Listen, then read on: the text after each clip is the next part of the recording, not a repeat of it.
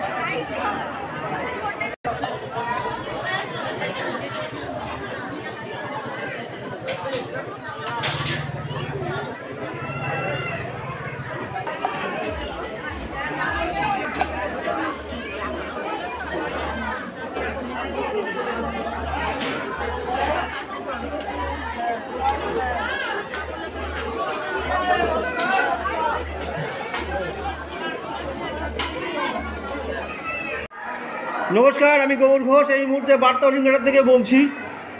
পৌঁছে গেছি বিরোহী গোপাল মন্দির। সকলের মাঝে পেয়ে গেছি গোপাল মন্দিরের সম্পাদককে। এই মুহূর্তে জেনে নেব তার থেকে আজকের এই মহতী উৎসব, মানুষের আনাগোনা, তার কিছু বক্তব্য।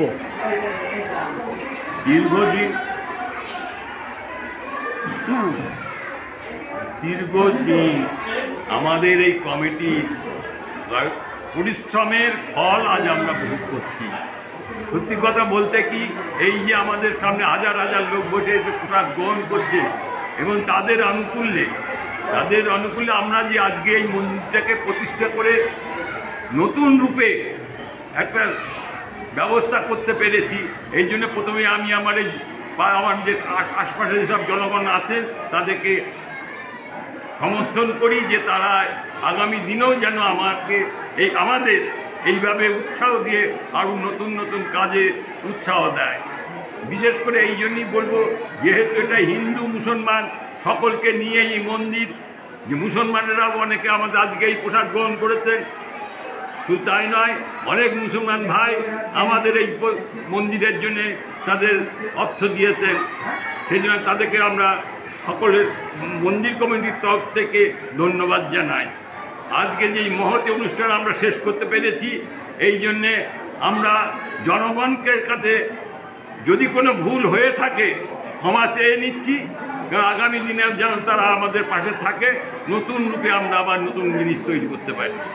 নাম পরিচয় আপনার? আমি বিরোহী মদন গোপাল পরিচালন সমিতির সম্পাদক। আমার নাম শ্রী শান্তি সেনা রায়, রায়পাড়া বিরোহী।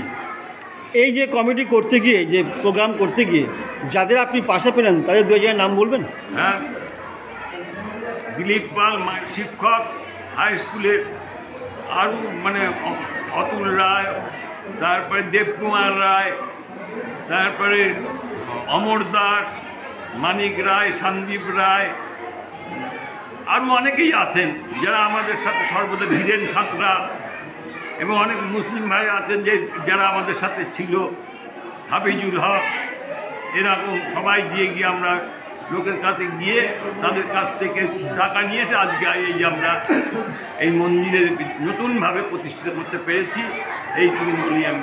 আজকে যে মন্দির করতে বড় অঙ্কের কোনো টাকা আপনি কি ডোনেট পেয়েছেন? হ্যাঁ, পেয়েছি। তার নামটা একটু বলবেন? মনা রায়, উনি কলকাতায় থাকেন। কমল রায়, ভালোর নাম হচ্ছে কমল রায়। উনি আমাদেরকে 4 লাখ টাকা দিয়েছেন। একজন শিক্ষিকা, মদনপুর গার্লস স্কুলের মাস্টার, উনি আমাদের 1 লাখ টাকা দিয়েছেন। এরকম অনেকেই 50, 20, 30 এরমভাবে হাজার হাজার টাকা আমাদেরকে দান করে। এবং এমন আছে 10 টাকাও আছে, অনেকে 10 টাকা দিয়ে, সেই টাকাও এর মধ্যে আছে। মানে জনগণের সাহায্যেই মন্দির। হ্যাঁ, জনগণের সাহায্যে। ধন্যবাদ আপনাকে অশেষ।